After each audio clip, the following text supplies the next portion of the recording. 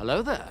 Guys, I'm sorry to say it, but I think Captain America Brave New World is actually probably going to be a trash movie based on the most recent plot leak that we have on this film, showing that it's going to get heavy-handed with the political message and is going to touch on some Trump January 6th stuff, as well as some other plot details that just don't sound half as exciting as what was leaked for the movie and some of the ideas that fans have. But that's often what happens a lot of times with these movies, especially some of these Marvel movies, or just comic book films in general, where the fandom will come up with better theories, better ideas than what ends up actually being implemented in the film. So we're going to discuss it all in this video.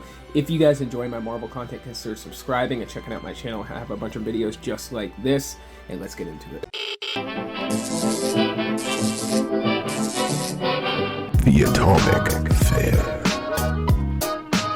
Okay, so I'm not going to waste any time here. We're going to get straight into the plot leak because it is pretty much a play-by-play breakdown of this movie and a ton of different details. So it says the movie opens with Sam on a mission going after the Serpent Society. They were supposed to lead Sam and Joaquin to the buyer of the package, being adamantium. Giancarlo Esposito, Sidewinder, spouts very generic villain dialogue: secure the package, take no prisoners, etc. And this is already some stuff that we've already kind of seen in the trailers.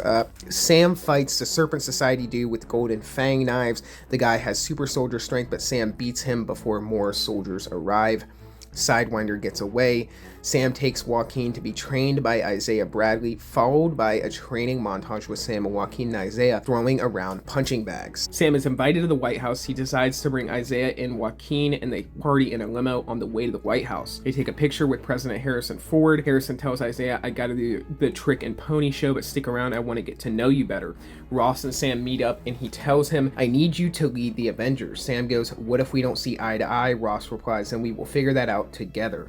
Ross is almost assassinated by Isaiah Bradley, as well as other mind-controlled soldiers and security guards in the room. Sam chases Isaiah out into the streets, where Isaiah comes to and doesn't know where he is. He is arrested. Sam and Joaquin look at security footage inside the White House and see that Isaiah looks down at his phone and is hypnotized by flashing lights.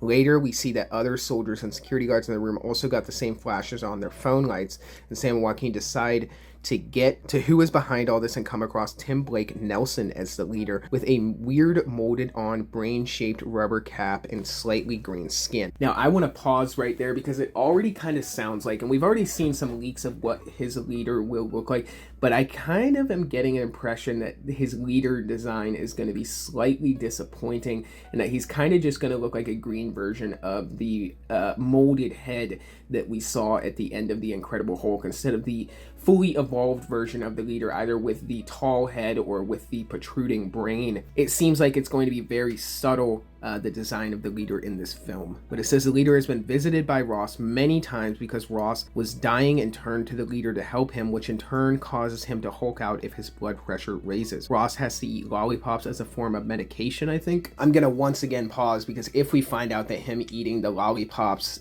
to avoid either turning into the Hulk or as any form of medication, I just think is going to be absolutely bonkers. There had to have been a better way to handle that, but we're going to continue. Ruth Sabra starts to take Isaiah Bradley into containment after another mind-controlled attempted assassination in a prison. He goes, "I will not be locked up in a box again." Ruth decides to also track down breadcrumbs leading to Stearns, the leader, where she comes across and very briefly teams up with Sam and Joaquin. They go to Stark Technologies, where they meet Amadeus Cho, who is the smartest engineer there. I don't know where they found this actor, but he is not good at all. Sam says something about Pepper, but we never see her. President Ross is bunkered down away from danger and is trying to get to the world leaders to agree on a peace treaty, and is having trouble with Japan getting on board after Japan thinks America robbed it of its adamantium or something along those lines. This leads to Torres and Wilson meeting up with Ross as American battleships and Japanese battleships fight with each other in a big set piece near the hand of Tiamat in the Indian Ocean. Now guys, if it's not obvious at this point in the plot leak, this is a very, very real plot leak. This is definitely the real deal. It's just way too detailed and touches on way too many things that have been rumored and also been touched on the trailers, but I'm going to go ahead and continue because we got a lot more to go. So there's a big CGI-filled action scene that ends with Torres falling out of the air into the water, but then rescued by a medic. As Torres is in the hospital recovering, Bucky swings by to check on Sam, makes a speech, jokes about how it was written, then says he has a fundraiser to get to, and nopes the fuck out of the movie. Ross finds out he is being set up by Stearns to make Japan and the other world leaders not want to work with him because of reasons, something to do with the Serpent Society stealing adamantium or something. I don't know, it wasn't very clear. But Ross goes to a press conference at the White House where all of a sudden the leaders' vaguely portrayed mind control sounds start playing through the speaker, eventually causing Harrison to Hulk out. Sam meets the leader, who admits his evil plan and thinks Sam will die because he's not Steve Rogers. Sam says, "I love to prove people wrong." Sam shows up to the scene with Rolk, and the two tear up the White House, very January 6th invoking imagery at times. They eventually start hashing it out, and the fight culminates with Sam stabbing one of his wings into Ross's sides, which causes him to transform back to Harrison, but he's all scratched up. Doesn't have the invulnerability that Hulk has.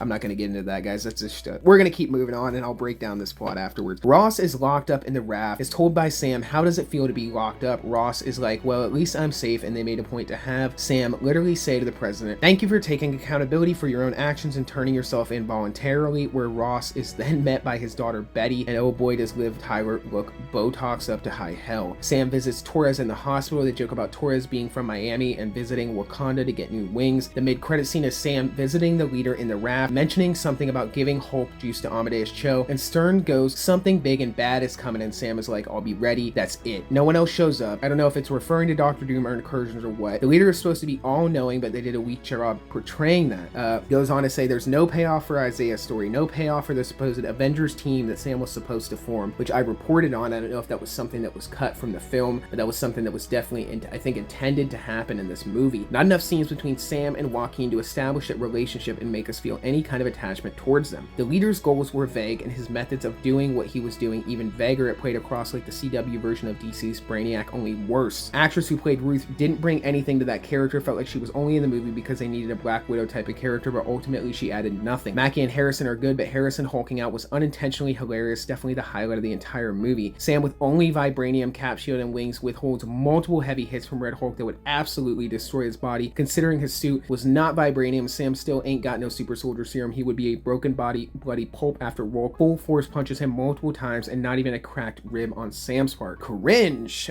Serpent Society was pretty much non-existent in this movie, maybe total of 5 to 7 minutes of the film devoted them being big strong dude with golden fang knives and Sidewinder, no other members shown. Sadly, Giancarlo Esposito is offered very little to do. He had more to do in Megalopolis, which is saying something. Overall, halfway decent movie, not bad, not good, entertaining for the most part, but feels like it is just repeating plot points from both the Winter Soldier and Civil War by making the entire story feel way too safe, predictable, and by the numbers. The Rolk / Cap fight was teased the entire movie, only for it to last about 5 minutes. The movie never really showed us why Sam is Captain America or why he should lead the Avengers. Guys, I'm gonna be honest with this, sounds absolutely terrible, and I am completely blown away by the fact that they continue to do this to the Hulk over and over, whether it's the Red Hulk or the Green Hulk. Now, why the Red Hulk doesn't have the abilities as Hulk, where he gets stronger the angrier he gets, he's sort of like the Abomination in that way, where he has almost a base level of strength. He does, in fact, get warmer the matter that he gets, meaning he gets hotter, and he can also absorb radiation. So this version of the Hulk is supposed to have a specific power set that is unique to his character, and his eyes are also supposed to glow, almost like Anakin from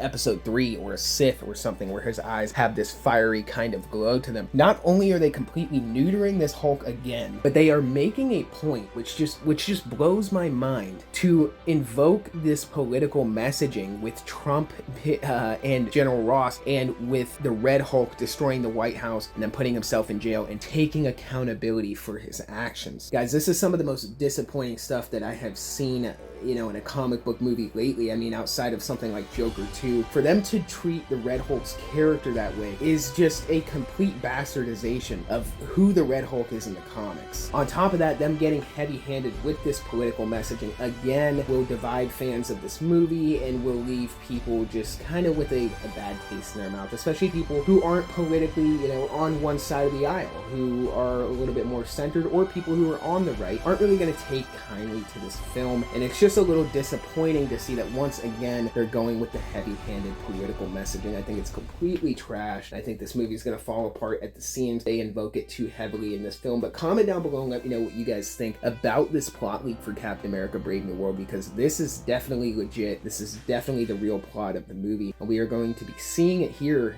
in just a few months. So comment down below what you think, guys, and for this video, that's all I got. So until the next one, be safe and stay well. Bye-bye.